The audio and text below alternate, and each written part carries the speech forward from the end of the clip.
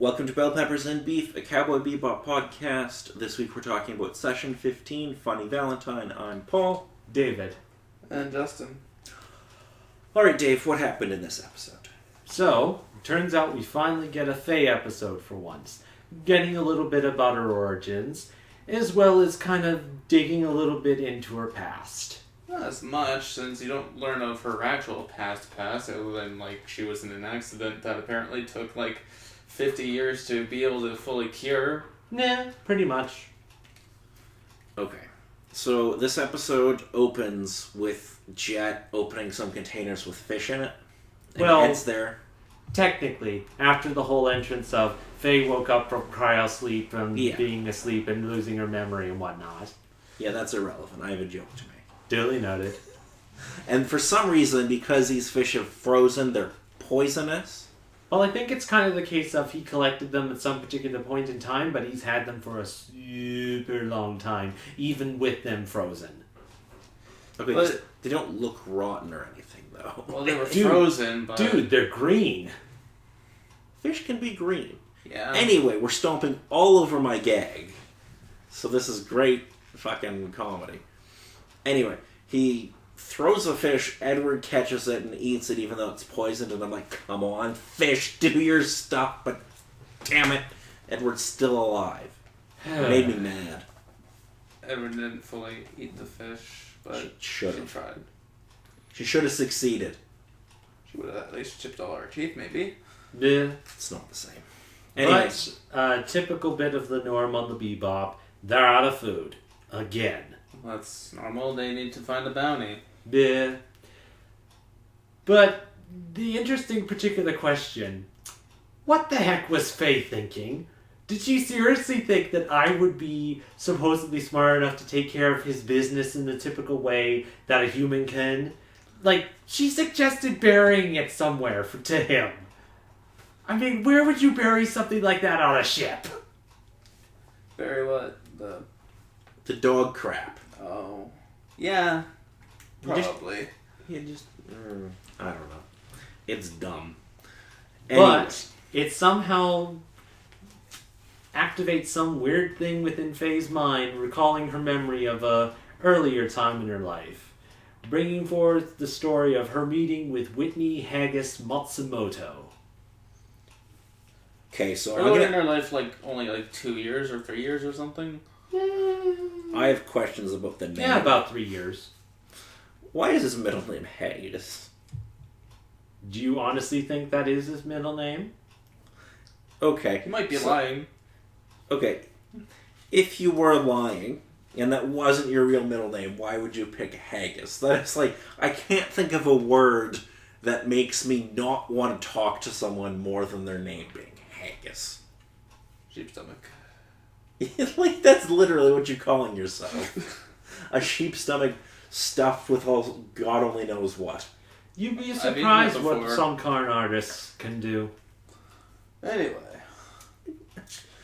And what? Oh, never mind. He has a Japanese name, but he clearly doesn't look Japanese, and it's weird to me. Anyway. So, with Faye somewhat gaining more consciousness in her backstory, she doesn't quite realize the fact that she's so years into the future. 54.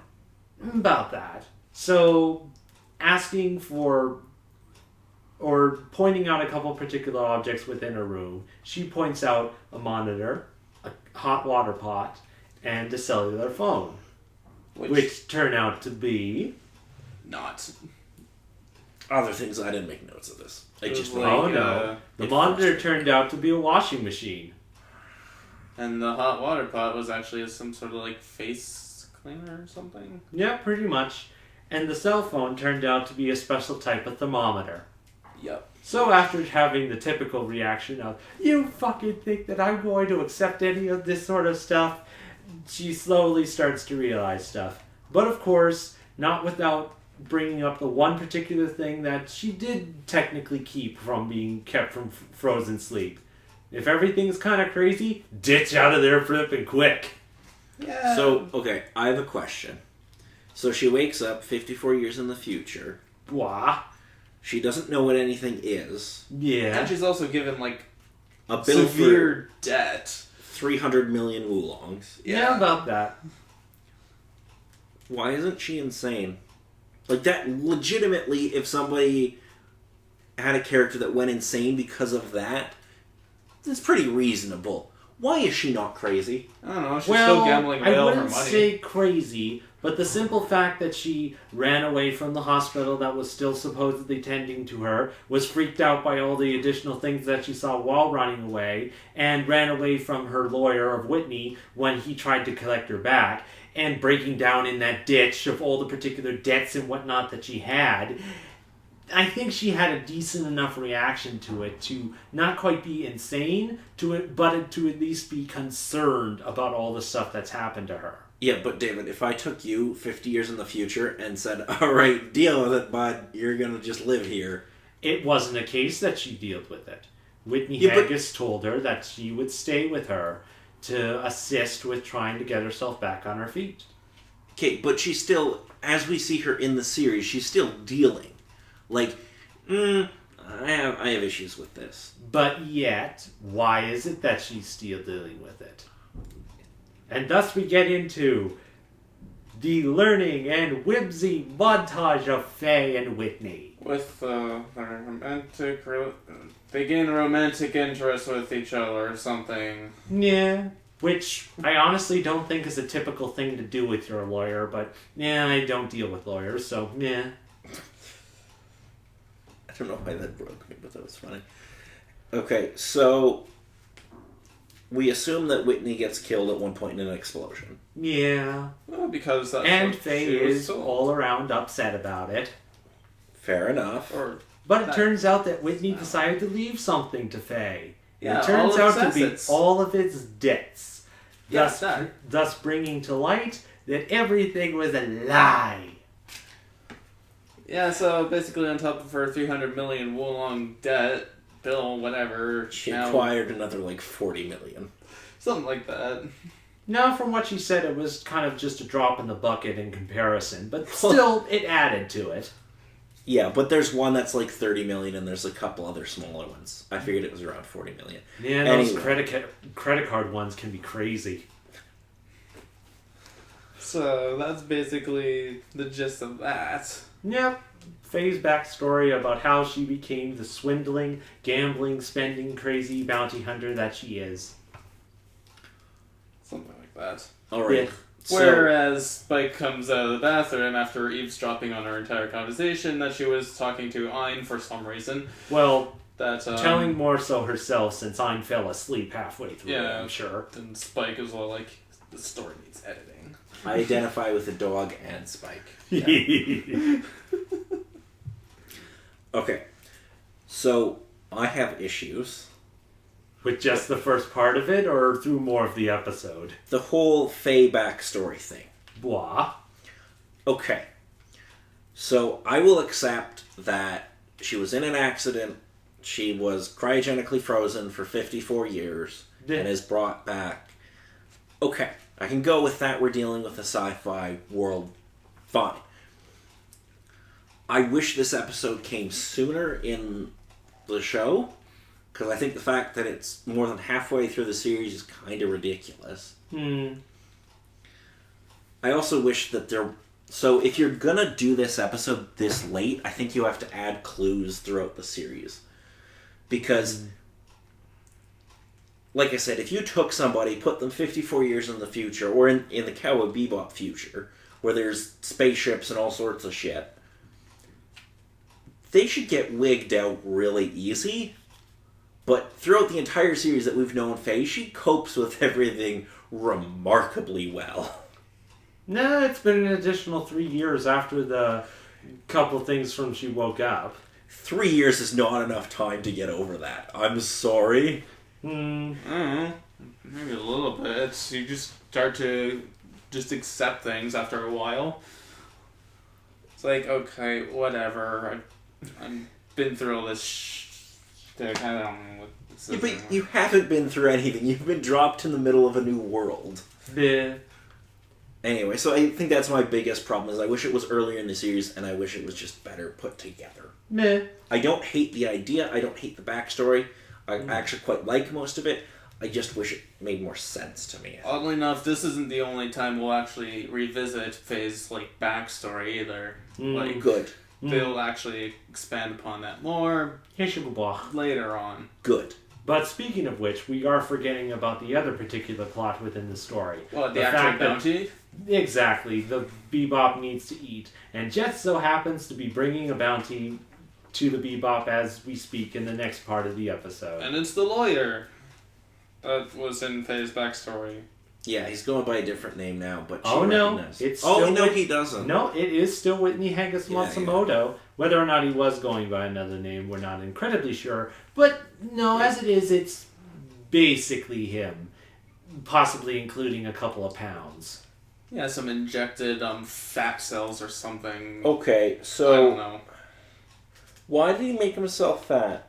I'm not really sure. On the one hand, you supposedly need to hide in some sort of way, but I figured he'd probably do it like every other supposed villain has kind of done it in the Bebop series. Because apparently plastic surgery in this universe is, ubiquitous. You go to the drugstore and be like, rearrange my face. Nah. Why he couldn't just get plastic surgery to look different. He had to make himself fat. I don't quite get. But the barcode on the back of his neck's still the same, I think. Yeah. Couldn't you get that tattoo covered up? Yeah. You pop in and hey, can you cover that, make it something a little, maybe an eagle back there? Do something to change it up a little bit to hide it. Yeah, anything. But as it sort of turns out, Faye's still a little bit concerned / pissed about the fact that he's back. So she tries to get some answers. But sadly, she's also dealing with the guy who tricked her in the first place. And Jet kind of explains it best. Women like her have no reason. Yeah, and basically she practically uncuffs him and then just tries to jack him on a ship and get away. Nah. Yeah, Where a jazzy space dogfight ensues between Spike and Faye, only Faye doesn't really succeed all that well. Well, she does a couple of decent maneuvers, but it is Spike, so she doesn't have that much of a chance. No, not really. Alright, so anything else that happened in this episode, Dave? Well, we get a revisit from the doctor and his assistant that decided to wake up Faye. Yeah, which apparently they hijacked a police car. Mm-hmm. For some reason. Police ship. Well, they needed to... Police ship. Well, they needed some way to be incognito to pick up Whitney. Yeah, but you couldn't just go some random ship and gone over? Because to me, using the cop one, that's the most conspicuous you could be. Well, you wouldn't think just have a giant arrow that says, "Hey, look at us." Well, the simple fact that Whitney is a bounty and he needs to kind of go to the police car would probably be best, despite the fact that it causes more concerns for them than they really want. They probably were gonna end up picking up the guy in the first place, oddly enough. Yeah, it doesn't really bother me, but it's kind of weird. Anyway. It also turns out that guy is Whitney's uncle, and that's when he blows his cover, and Faye decides to turn him in anyway. Yep, when they got the whole 19,000 Wulong. I think you forgot to take out a 0 on that. It wasn't exactly that big. Again, as Spike says it, the smallest of the small fry. Okay, so I don't get how money works in this universe. Because, they're getting 1,900 Wulongs for this bounty, but other bounties are 50 million. And they're always out of money. If they're getting $50 million, effectively, for a bounty, how do they run out of money so fast? I think they it's need to more do the so repairs and crap as well. I think it's more so of a question of yen, where sure it's a big number, but most likely the decimal point to differ in how much money is actually there probably changes the Okay, if it's 1,900, it's $19. Then why would you ever take that bounty? They need something. Yeah, but you're not going to chase somebody across the galaxy for $20. They need food for the day. Yeah, but they would spend more in fuel. Yeah. I have issues with how money works in this universe. Because if you got a $50 million bounty, even if your ship had damage, sell the fucking ship and retire. You have $50 million goddamn dollars. Yeah, but that's all you'll have. And then you'll run out. Justin, do you think you could spend $50 million goddamn dollars in your entire life? Well, Yeah. it depends on how certain things are priced in the universe. If you lived reasonably, you could live on $50 million goddamn dollars for the rest of your life. I don't know. I'm not sure if I could. But then I wouldn't have a spaceship. Who fucking You'd have $50 goddamn million. But I wouldn't have a spaceship. We are very different people. Don't you be ruining his fantasies, man. You gotta have the spaceship. No, you really don't. Not if you have $50 million. Money's Well, no, irrelevant. you don't have the third of that, so you'd have like $17 million. Money's irrelevant. No, it's not. Anyway, anything to add, Dave? No, as it is, that was pretty much the gist of the episode. But on the whole, out of all the episodes we've seen thus far, this one is honestly my favorite. Really? The specifics of the couple particular things of the episode, can't really say why it's my favorite, but it's one of the ones that I always come back to see in certain sort of cases, to see in a different way or just for a nice blast of nostalgia. I honestly like the musical tune that plays during the montage with Faye and Whitney. Alrighty. I didn't mind this episode, honestly. It was, just alright. Okay, so I don't dislike this episode. I wish Faye's backstory was better, or at least better fleshed out, because I think it's weird that after 3 years she isn't getting waked out by everything. But it's alright. It's definitely not going to be one of my favorites. I'd probably put it about a 6.5 out of 10. But, I mean, I guess it's fine. Any last minute thoughts, Dave?